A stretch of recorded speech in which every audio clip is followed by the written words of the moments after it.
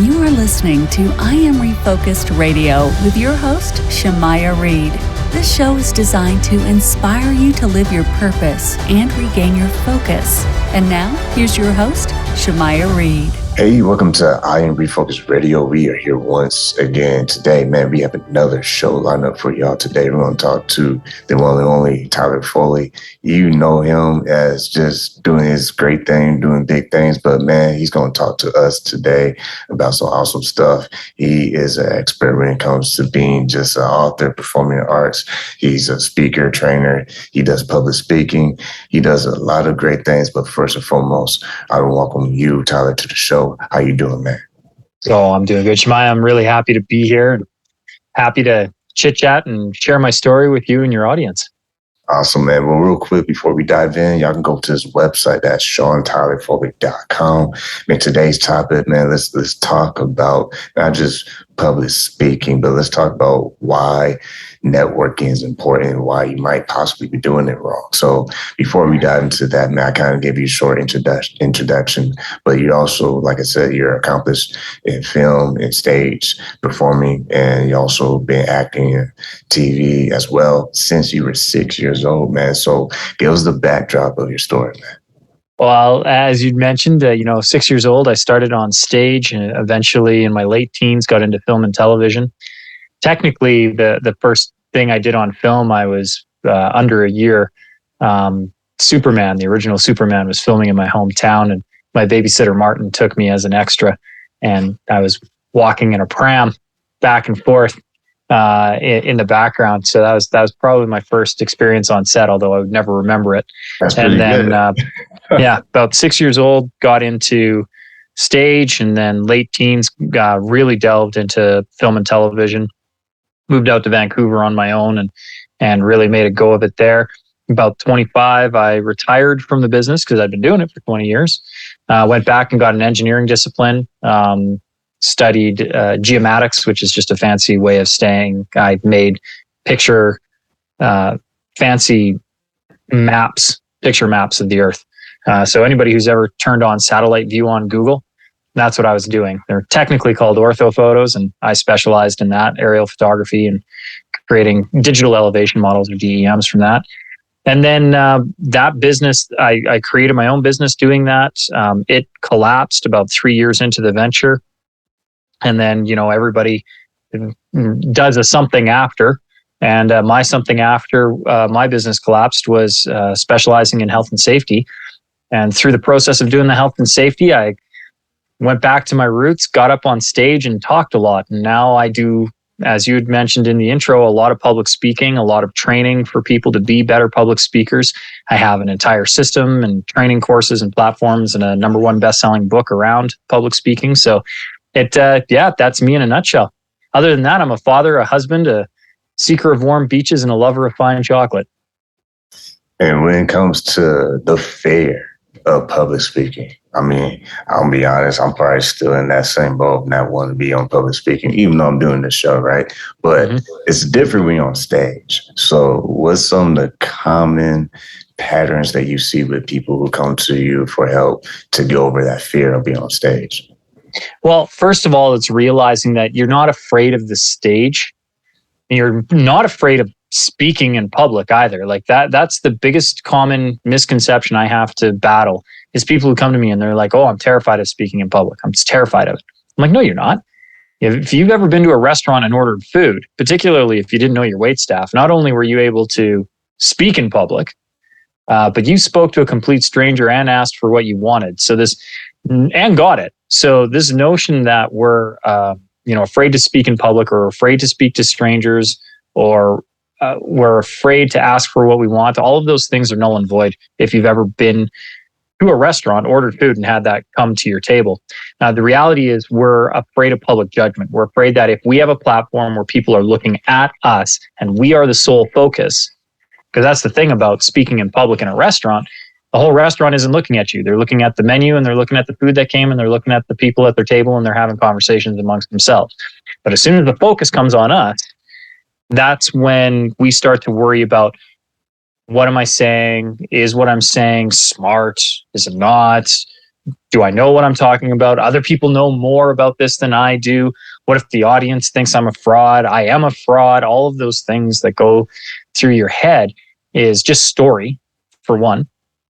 And usually that's the big battle that I have to fight people, is that they're not afraid of public speaking. They're afraid of public judgment. The nice thing is when we can make that shift and we recognize that we're afraid of public judgment, that's a real easy thing to tackle. A couple of things with that. If you've been asked to speak, or if you're giving a presentation and there are people there, you are the authority, you are the expert, or they wouldn't have shown up. Secondly, if they've shown up, they're on your side. We are very selfish people and we don't do things that don't serve ourselves. So even if you've been asked to give like a presentation at work and you've been voluntold by your boss that you have to do this thing and it's a mandatory attendance at this meeting by other people, at worst, your audience is passively indifferent. Nobody goes to any presentation ever going, well, I hope this sucks. I hope that whoever Shemaiah brought on is going to, just bomb this interview, and that this episode of I Am Refocused is horrible. Like, nobody's tuning in right now thinking that, right? Nobody comes to a live presentation. Nobody goes to a movie theater. Nobody goes to a play wanting the thing to be bad. We all want to be entertained. We all want to be informed. And so if your audience is there, they're already on your side. They're rooting for you, because selfishly, if you don't deliver, they're going to be mad, because then their time is wasted. So they want you to deliver. They want you to be good. They think you're the expert or they wouldn't have shown up. So with those two things, you being the expert and the audience being on your side, you already have the power. And when you sit and future cast and worry about all the things about you, me, what if I forget? What if I'm a fraud? What if? You're really doing a disservice to your audience. And so really what the key is to take the focus off of you, because that's very egocentric, and put the focus on your audience. How can I best be of service to these people who have shown up? What can I provide value? How can I provide value? What can I do to make this worth their while? And when you can focus on the audience, it's really hard to focus on you and your worries and internal fears and doubts. And now you can just deliver really powerfully your message. It's funny you said that, because I was literally on Twitter and I saw this diagram. So on Twitter, it was basically like introducing a problem, like a big size, like shaped ball. But over years, though, that fear starts to shrink. And the person that was tweeting was trying to make a point that when you are approaching something that you've never done before, what's the first thing you're afraid of? Failure. But if you stick with the process, that fear starts to shrink as you continue. So like you're just saying, you're purposely focusing on the opportunity to grow from that versus this problem is too big, I'm not going to be able to do anything.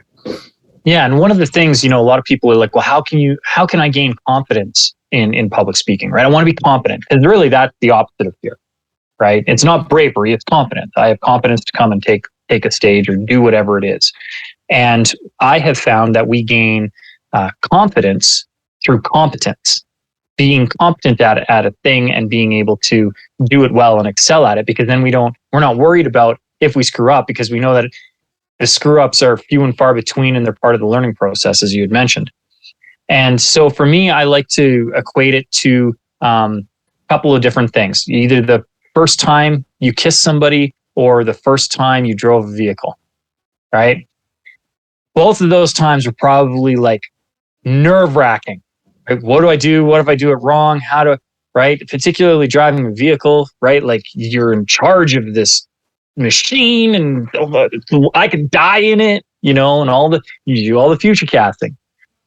But if you were to think of what it's like right now for you to go and just hop into a car, right? You get in, you start it and you drive away. Like it becomes almost automatic for you.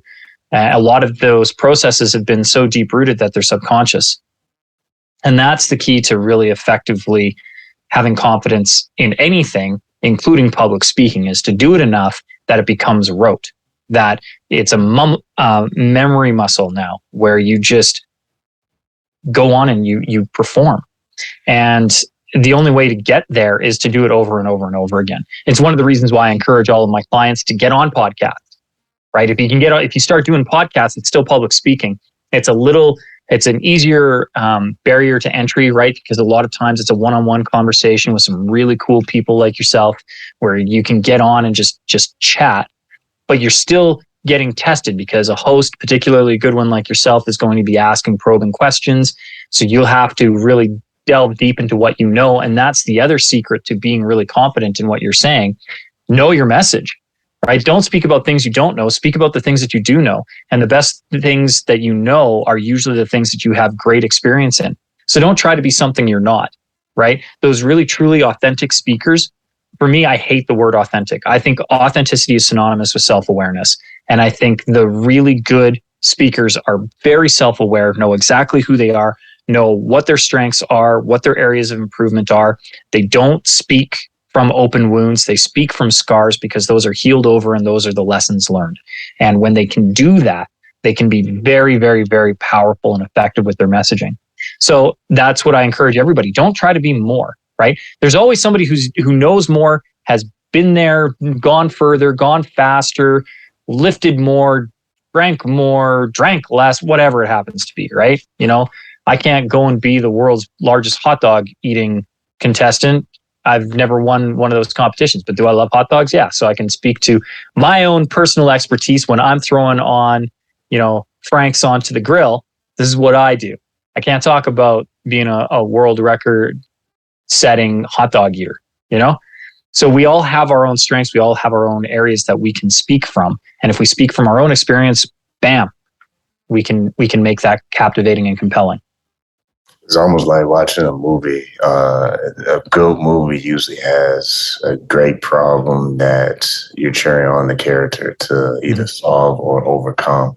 And if you are an individual and you're afraid to do anything, not just public speaking, but just anything, like live, your life, then you're always backed up inside a shell where you're not seeing any growth anywhere in your life because you're basically like holding yourself back. And I feel like that gives some people the idea that they should blame everybody else for their issues because, it's because of them. They are not allowing me to be my best. But maybe you're not pushing yourself to put yourself in position to grow and learn certain skills. Like the only person who can limit yourself is you. Right? Yeah. Everyone else is just an excuse. Right. There are things that I'm married to a wonderful woman and there are parts of my career that she does not like. Right. Particularly the travel and going away. And I can make an excuse for that and say, well, my wife really doesn't want me to travel at this time. And she has her reasons and her rationale. But when I come back with a 5-figure paycheck for 3 days away, the travel all of a sudden doesn't seem so bad. Right. And I could make the excuse and just not go, or I can go and do what I do and hone it and do it better and better and better. Because there was a time where I wasn't making the 5-figure paychecks and she was really frustrated with me traveling and speaking for free, right? My favorite line that she would give me, I'd be like, oh, but it's great exposure. And she's like, yeah? How many exposures does it take to pay our mortgage? Wow. She's very direct. and she was, right? And she was right. But that I could have stopped or I could find a solution. The power was within me to do it. So nobody can limit me but me. Other people's pressures out, external ones, even the fact, even in my business, I'm at the whim of promoters, right? If they don't want to put me on their stage, I don't go on their stage. But that doesn't limit me from speaking because I can always create my own stage. And that was one of the things that I had to learn very fast is if I want to be on other people's stages, I need to show them that I can do my own stages first. And so that I could have sat in this cycle, don't have experience because I can't get a job and I can't get a job because I don't have experience, or I could just make my own experience. And that, I'm luckily for me, I've been in the performing arts for decades and had an understanding of how to book venues and how to put on a production and make an event. But the bits that I didn't know, I volunteered for big, large conventions, so that I could understand the inner workings of How do you do this on a large scale? How do you do this on a medium scale? How do you do it on a really intimate scale? And I just learned. I became, an absolute student of the industry and of the art until I was able to replicate it and then come up with my own unique version. So now when I do, my 3-day workshop, Power to Speak Naked, it's my own thing. Like I very little production value actually in it. For something that is teaching people the art of stagecraft, one of the first things I do is I strip it down, because that's the whole point of the Power to Speak Naked, is to be able to give a raw and real presentation without the props, without the gimmicks.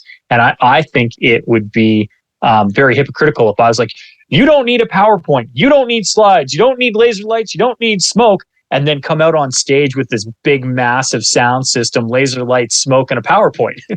But you don't need it, but I'm going to use it. Right? Like, no, I come out, I'm very authentic, very real. It's one of the reasons why we limit the workshops to only 300 participants, is then we can have, a more intimate space. And then even when I do my 5-day seminar, that's limited to 40 participants, because I want to be able to sit and look people in the eyes and give them a chance to get up and really workshop some things. So my event now is my event, but I learned and I took little bits from all the different people that I've worked with, from Les Brown to Tony Robbins to Aaron Sky Kelly. All of those people had an influence on how my event goes. And I'm still constantly learning. Like I'll go to different conventions and I'll see somebody do a thing and I go, oh, hey, I like that. That's an idea. And then I incorporate it. Once again, man, you listen to I'm Refocused Radio, and we're talking to our guest today, Tyler Foley. Go to his website, SeanTylerFoley.com. And everything we're talking about leads in the topic, the subject that I was going to tie into, and that's networking, the topic of networking. Are you doing it right? Are you doing it wrong? Because everything you're talking about, it makes total sense. All the journey of starting here and then getting up to this level, it takes time and takes dedication and commitment to the idea that you are trying to do something that's going to further your career or your dream job or whatever it is. When you are networking, all that time of you going to those places and speaking and earning your stripes, if you will, was some of the key core values that you were able to take with you as you went to different levels of your speaking engagements? Well, one of the things that I noticed at most networking events is everybody hated being there. Like, you'd go, and why are you here? Oh, well, because you have to network, got to network. I'm like, well, but why are you here? Like, oh, well, got to network. I'm like, what does that even mean? Like, it almost became like a thing amongst itself, And I was like, I don't understand why, because I didn't like networking either. What a lot of people don't understand, even though I'm a public figure, I've, been in showbiz most of my life, been public speaking for a very long time. I'm an introvert. Like, I really struggle in crowds and social interactions, particularly small talk. Not really my thing. Don't like it. And I discovered that so many people were like that I started to look, and I looked at what really effective networkers did, and worked really closely with an amazing gentleman who's unfortunately no longer with us, Bernie Dorman. And he ran a company called CEO Space. His wife, September, is now taken over and is doing a fabulous job with it. And, Bernie was a master networker, and a gentleman that works with him, Dr. Richard Kai, another phenomenal networker. And I was looking at what they did.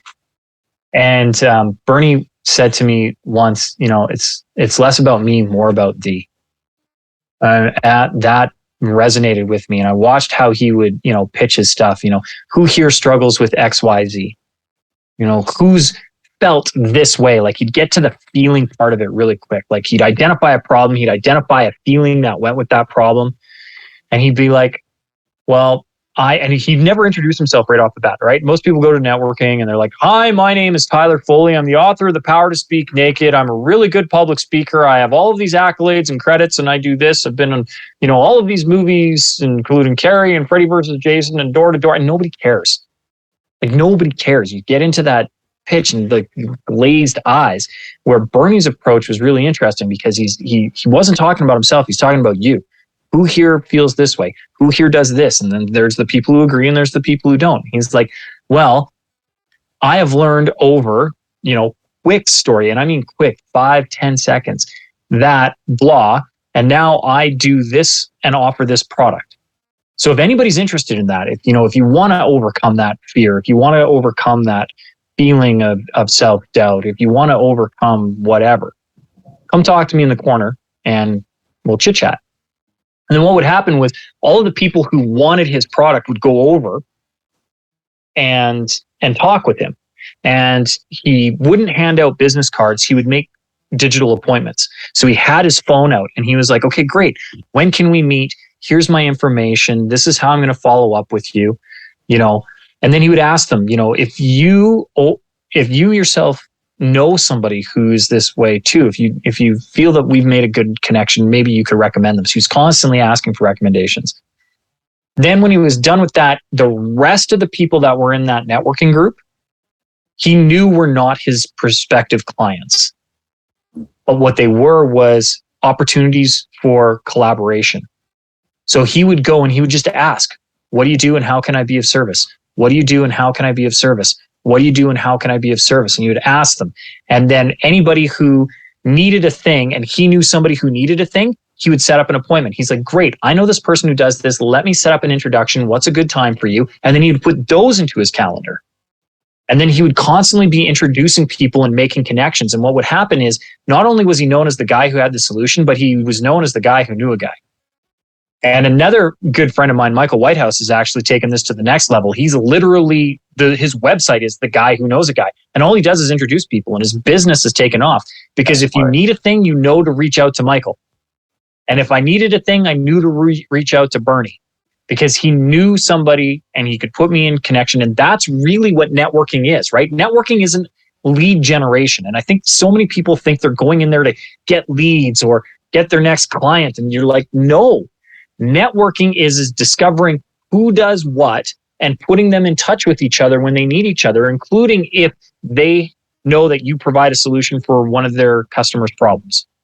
So if you are of service to them by either solving their problem or finding somebody who solves their problem, you are still being of service instead of trying to cram your thing down your throat. Technically, 70% of Americans should be jumping at the opportunity to work with me, because that's how many people express anxiety around public speaking. But I also know that despite all the statistics, the fact that fear of public speaking has a 10% impedance on your earning potential, those who overcome the fear of speaking have a 15% higher percentage of earning potential because they're more likely to get a raise. So you make less if you don't public speak, and you have more opportunities if you do public speak. And it's a drastic thing. With all those statistics, only 5 to 7% of people will seek professional help to get better at public speaking. So if I go to a networking event, 50 people there, 2.5 to 3 people are going to be my ideal clients, because they're the only ones who are even thinking about it, that even have it on their radar, if they're willing to action it right now. Like, they may not be ready. They may know that they want to, but they're not necessarily going to do it, which means that most of that audience is not going to be ready for my pitch. So don't pitch them. And don't waste the networking time of your introduction pitching people when most of them aren't going to probably want your service. What you want to do is go around and start finding out what they do so that you can be of service for them, so that when they ask genuinely now out of interest, because you've expressed interest in them, what do? You can explain. They go, oh, I know somebody who's looking for help, and they can introduce you. You do that, that's networking on steroids. See, I just talked to someone on my show recently, and she was talking about the value system. And something you touched on is storytelling, because storytelling too, in addition to finding ways to help someone, whatever they're doing, their career, whatever, their professional world, it also makes you more of a human being versus like, let me just shake you up and see what comes out of your pocket, because I feel like when people really get to know the person behind the logo, they don't even think about, am I going to refer this person, any clients? They're like, no, I'm going to get my whole group chat people and send them your way, because now it's not like they're feeling pressure. It's more like, oh, I'm going to do it without even asking. Because she told a story real quick how it happened to her. She tried to implement more value system into what she does. And without even being given any alerts or anything, the person she helped out, they just gave her clients and she didn't have to do anything. Yeah, and there's a power in story too. It's how human beings have been communicating for eons. One of the things when I worked with Les Brown, he said was, you never tell a story without a point, but you never make a point without a story. And recognizing why we're saying the things that we're saying is just as critical as the things that we're saying. Yeah. Man, once again, Tyler Foley here on I'm Refocused Radio. I don't know where the 25 minutes went by. It just went up out of here, man. But first and foremost, I want to give you a chance to talk to the audience a little about your services and some of the things that you do. They can go to SeanTylerFoley.com. But real quick, while we have time with you, share with the audience some of the services that you provide. Yeah. So if anybody is looking to be more confident and hone their public speaking skills, or just, and not necessarily to be on the big stages and make millions of dollars like Tony Robbins does, like maybe you just want to be more confident at work the next time you have to give a boardroom presentation. We have a lot of services that you can get to by going to the website, SeanTylerFoley.com, as you pointed out, and it's spelled the proper Irish way, SeanTylerFoley.com. We'll give you, if you come over there and you click on the main landing page, I'll give you access to my #1 best-selling book, The Power to Speak Naked, for free. Get a free PDF download with that. I also give you access to my Drop the Mic speaker trainer series, which is a free self-paced online course. Anybody who comes through will also get access to our free Facebook group, which is called Endless Stages. And in there, I go live every Tuesday at noon Pacific, 3 Eastern time, give a live training for whatever happens to be the hot topic for the day. And additionally, everybody who comes into Endless Stages gets a free 20-minute one-on-one session with me. And that's not one of those weird triage calls where I try to upsell you to my $5,000, $10,000, $20,000 package. I hate those. I do not do that. That is not the intent of that call. If there is a reason for having that conversation, that's a conversation later down the road once I've established a relationship with you. But I can't establish a relationship with you if I don't get to know you. So that 20 minutes is literally so that I can get to know the people in my community, who they are, what they're doing, what they're struggling with, what they're succeeding at, so that I can introduce them to the people who can that they can serve, and that I can figure out how I can best serve them. And so I utilize those 20 minutes just to have those conversations. And everyone who listens to I Am Refocused Radio is more than welcome to come over to SeanTylerFoley.com, Shemaya. But they have to do me a favor first. They wouldn't know about me if it weren't for you. They're already listening to you. So before they start listening to me, they already are listening to you for a reason. They're coming back, they're listening to your show, they're doing those things. So they're already on that platform right now. If you're listening to this right now, you're already there. So I would love it if you could hit pause right now on whatever device you're listening or watching this on, and give the show a 5-star review. Be very specific on why. What is it that brings you back? What content are you enjoying? That will help Shemaya give a better show, better content to you in the future. And that will only serve everybody, right? Serves you, serves him, makes everything good. So if you give that 5-star review, then come on over to SeanTylerFoley.com, and I'll be happy to set you up with all of the freebies and some bonus stuff too, if you let me know where you came from. Man, I appreciate that, man. And it's funny you said it, because person I interviewed just a couple of weeks ago, they was like, man, I get clients all the time. She does coaching. She's like, I get clients all the time. And they said, man, no one's buying my stuff from my website.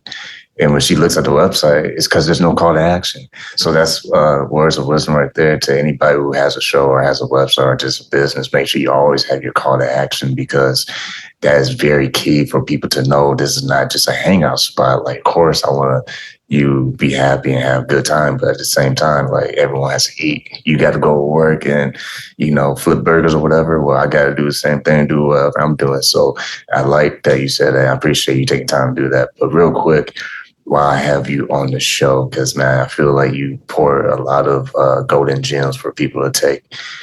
When people find what their purpose is in life to push themselves to the next level in the career, that is part of your story, and that is what makes you different from everybody else in this world. I feel like we are in a social media world where it's all about traffic and likes and Google ads. But what does a Google ad do if you don't have a story to tell? It's just like a hangout spot at that point. You just have all these people watching you, but what are they watching? Why are they watching? So with that and everything that you said, Tyler, I think that's key. I mean, the mindset of like, what am I? Who am I? And what's my purpose? And how can I change people by helping them as well? So with that said, I want to say thanks again, man, taking time, not just sharing your experience and your story, but just giving some really sound advice based on actions that you took not moments ago, but years ago to where you are today. So I really appreciate that, man. No, thank you for having me on the show. I appreciate the opportunity to speak with your audience.